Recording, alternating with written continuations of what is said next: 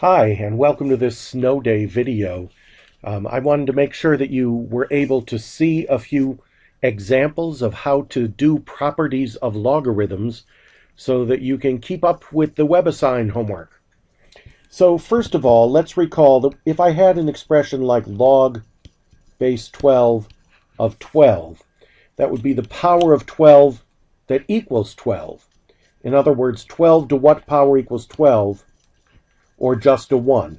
Whenever log is to the same base as the number here, it'll cancel out. So log base 13 of 13 equals 1. Log base 13 of 13 squared equals 2. Now how about if I had something like log base 7 of radical 7? You have to remember that radical signs mean the same as raising to the 1/2 power. So that's log base 7 of 7 to the 1/2, which is just a 1/2. And then suppose if I decided to give you something like log base 9 of minus 10, the power of 9 that equals negative 10. Well, I am never going to be able to multiply 9 by itself and get a negative number. There is no log that's possible of any negative number. So this one is impossible. A few things that you might see on your WebAssign, either where the log and the base cancel each other out, or trying to take the log of a negative number. Then after that, there are 3 properties of logs that we're going to work with. One of them is called the product property. And the product property can be expressed like this. The log to any base of 2 things multiplied together is the log to that same base of the first one plus the log to that base of the second one. In other words, the log of a product is the sum of the logs. Here's some examples. I can give you, say, log base 11 of 6x. And you'd say, oh, that's the log of a product. That equals the log of the first part, the 6, plus the log of the second part, the x. I could give it to you the other way around. I could give you the sum of 2 logs. I could say, what is the value of log, let's make this a log base 10 of 3, plus log base 10 of 5. Well, the sum of 2 logs equals the log of their product. So that's the log of 3 times 5, or the log of 15. We can string together several things multiplied together. Let's say I had log base 8 of 10xy. That's the same as the log base 8 of 10 plus the log base 8 of x plus the log base 8 of y. Fairly easy stuff here. But the log of a product equals the sum of 2 logs. We've got another one that's similar to that called the quotient property. And this one states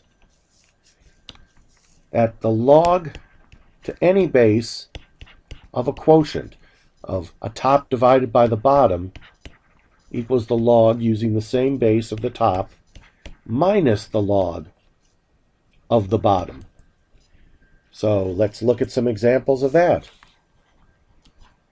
Log, let's use base 10 of x over 3 equals log x minus log 3. So I can take a log of a complicated expression and turn it into the difference of 2 logs of simpler expressions. I could do log base 7 of 5x over 7. Notice I can use the quotient rule here. That's the log base 7 of 5x minus the log base 7 of 7. Log of the top minus log of the bottom. But I can do a little bit more simplifying here. I can do a little bit more simplifying right here because this part will let me use the product rule. So I can do log base 7 of 5 plus log base 7 of x. And this part, log base 7 of 7, the power of 7 that equals 7, is just a 1.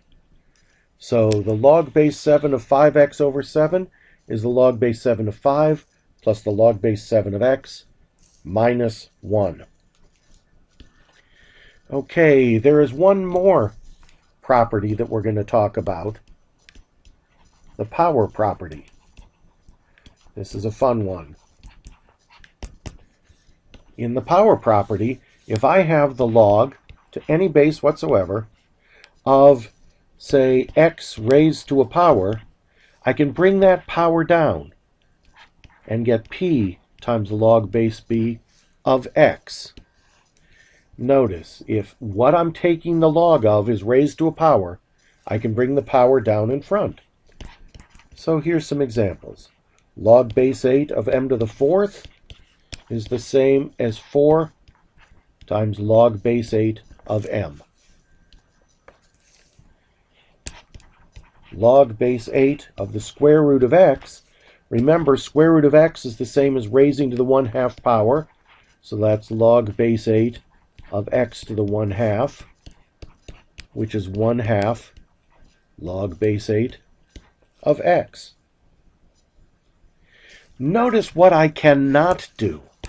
If I had, say, the log base 6 of 3b squared, I could not bring that 2 in front. This is not the same as the log base 6 of 3b. How come? Because I'm not squaring everything in here. 3b squared is not the same as parenthesis 3b parenthesis squared. What I can do, since that doesn't work, I can use the product rule first. Log base 6 of 3 plus log base 6 of b squared, and then I can bring that power down in front, and I'll wind up with log base 6 of 3 plus 2 log base 6 of b. Now, let's put it all together.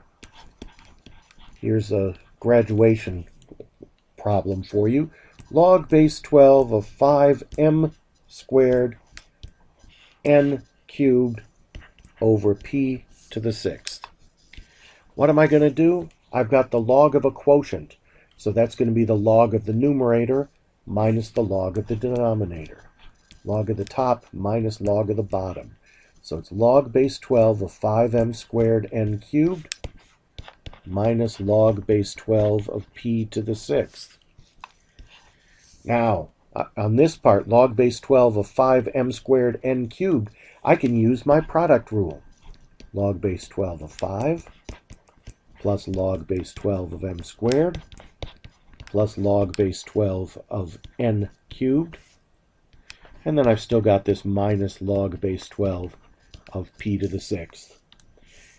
I can now use my power rule, bring each of those exponents down in front, and I'll get my final answer of log base 12 of 5 plus 2 log base 12 of m plus 3 log base 12 of n minus 6 log base 12 of p.